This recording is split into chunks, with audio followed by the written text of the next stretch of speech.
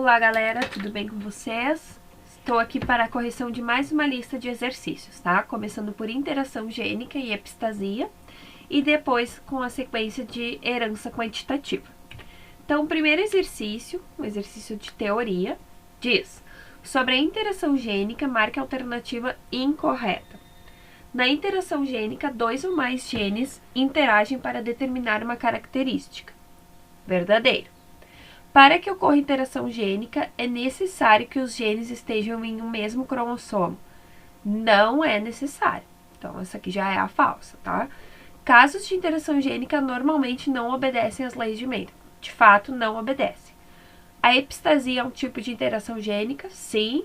Existem interações gênicas não epistáticas? Sim. Então, aqui a alternativa que está incorreta é a letra B. 2. Em galinhas, a cor da plumagem é determinada por 2 pares de genes.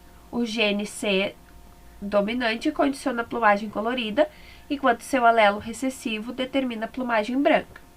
O gene ISão impede a expressão do gene C, enquanto seu alelo recessivo não interfere nessa expressão.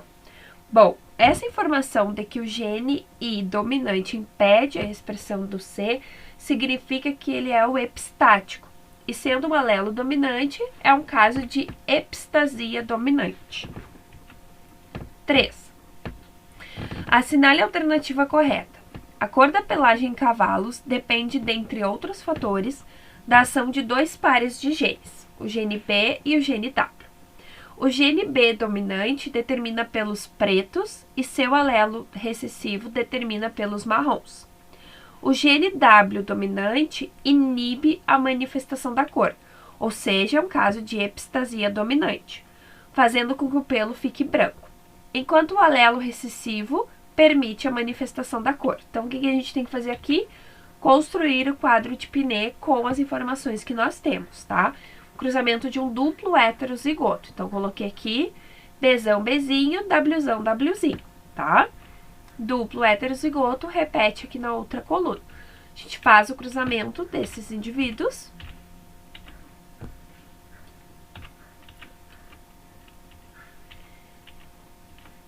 E qual o fenótipo que nós teremos? Primeira coisa, vamos destacar onde está o gene epistático, o alelo epistático, que é o Wzão. Então, onde tiver pelo menos um alelo dominante do gene W, eu sei que a pelagem deste cavalo vai ser branca. Então, é por aí que a gente começa, tá? Onde tiver Wzão, é branco automático. Agora sim, a gente tem que analisar o resto. Agora, tudo que sobrou tem um alelo Wzinho que permite a expressão da cor. Então, o que a gente tem que cuidar? Quando tiver pelo menos um alelo do B dominante, vai ter o pelo preto. Então, é por aí que a gente segue.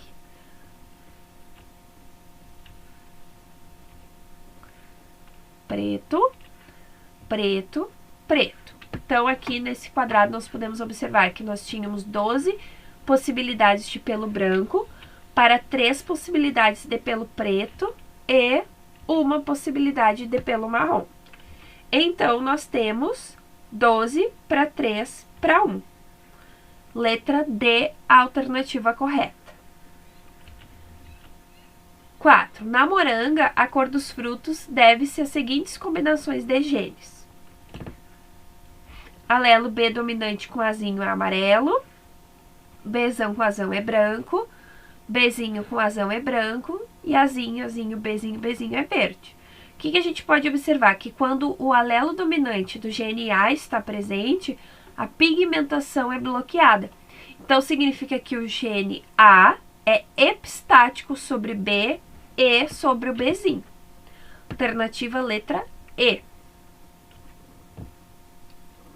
Nos cães labradores, a cor da pelagem preta, chocolate ou dourada depende da interação entre 2 genes, um localizado no cromossomo 11 e o outro no cromossomo 5.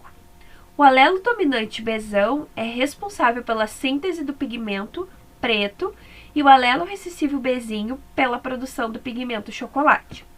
O alelo dominante Ezão determina a deposição do pigmento preto ou chocolate, enquanto o alelo ezinho impede a deposição do pigmento.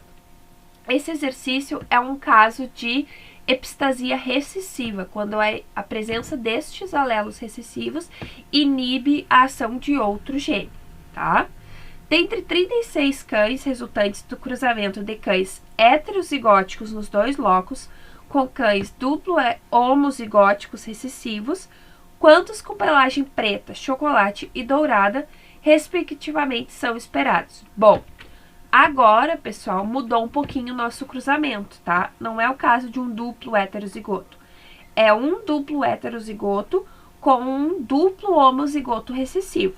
Então, a primeira coisa que a gente faz, constrói o quadro de Pinet, destaca quem é o gene epistático, porque isso aqui tem que exigir a nossa atenção na interpretação desses resultados. E na sequência, nos colocamos os possíveis alelos, tá? Então, eu tenho aqui na linha superior os gametas do indivíduo duplo heterozigoto. E aqui na coluna eu vou colocar os gametas do indivíduo duplo homozigoto.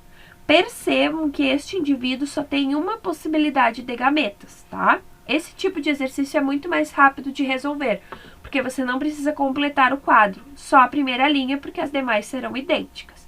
Então, aqui, primeiro cruzamento. Ok, agora quais são os fenótipos disso daqui? Sempre que eu tiver os dois ezinhos, está inibindo a cor, tá? Então, aqui eu tenho homozigose do gene E, homozigose recessiva, pelo dourado. Aqui nós também temos homozigose recessiva do gene E, pelo dourado.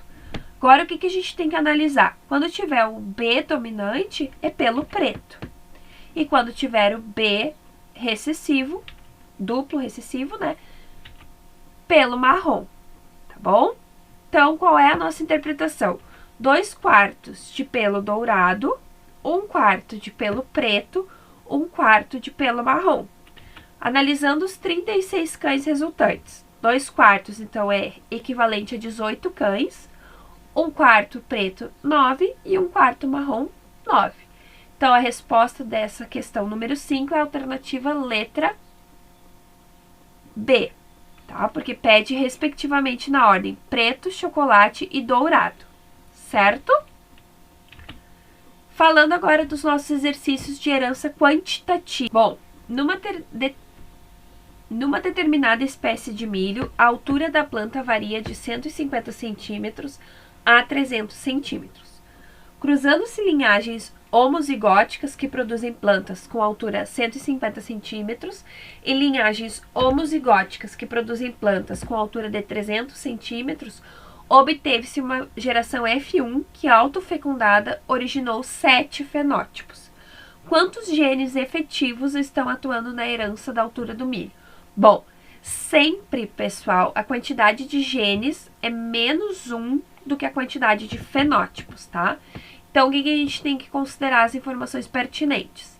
Linhagem homozigótica 150, então significa que todos os alelos recessivos é 150 centímetros e todos os alelos dominantes é 300 centímetros. Originou 7 fenótipos. Então, na herança, nós temos a quantidade de classes fenotípicas, é a mesma coisa que o número de genes mais 1, tá? Porque tem os 0 genes aditivos. Então, nesse caso, nós temos 6 genes envolvidos. Quantos centímetros cada gene efetivo adiciona ao fenótipo mínimo? Qual a altura dos descendentes da geração F1? A variação, pessoal, entre o homozigoto recessivo e o homozigoto dominante é de 150 centímetros, tá? Então, nós temos aqui o fenótipo máximo, 300 centímetros, Azão, azão, bezão, bezão, Czão, czão. E o fenótipo mínimo de 150, Azinho, azinho, Bezinho, bezinho, Czinho, czinho. O cruzamento desses dois genótipos resultou nesta situação aqui, tá? De 3 genes aditivos apenas. Então, a diferença entre o mínimo e o máximo é de 150 centímetros. Então, dividido pela quantidade de genes aditivos, cada gene aditivo adiciona 25 centímetros ao fenótipo. Então, nós temos aqui o mínimo, que é 150, mais 3 aditivos. Então, nós temos 225 centímetros as plantas desse cruzamento, tá? A geração F2 resultou em 384 plantas. Quantas dessas possuem uma altura de 250 centímetros? Sim, pessoal, esse tipo de exercício dá trabalho, por quê? Você tem que fazer o cruzamento de cada gene e depois testar cada possibilidade de um cruzamento com todas as possibilidades do outro cruzamento. Então, eu posso ter azão com bezão, cezão, azão, bezão, cezão, cezinho, cezinho. E assim, todas as possibilidades, tá? Então, aqui eu coloquei do lado, depois dos cruzamentos, a quantidade de genes aditivos. Pense na herança quantitativa como uma lata de tinta branca e cada gene aditivo é um pinguinho de tinta colorida, tá? Então, quanto mais pinguinhos, mais variações eu posso ter naquela tinta branca. Então, aqui, quantos genes aditivos, quantos pinguinhos eu teria? 6, 5, 3, 1, até que eu tenha 0 genes aditivos, quando todos os alelos são recessivos, tá? Qual foi o resultado que eu tive analisando tudo isso daqui? Uma planta com 6 genes efetivos, ou seja, 300 centímetros. 6 plantas com 5 genes efetivos, 275 centímetros. 15 plantas com 4 genes efetivos, 250 centímetros. 20 plantas com 3 genes efetivos, 225 centímetros. 15 plantas com 2 genes efetivos, 200 centímetros. 6 plantas com 1 gene efetivo e uma planta com 0 genes efetivos, tá? Então, como é que a gente transpõe isso para a nossa resposta? 15 plantas com 4 genes efetivos, 250. Então, eu tenho 15 de 64 possibilidades, tá? A gente faz o cálculo aqui, né?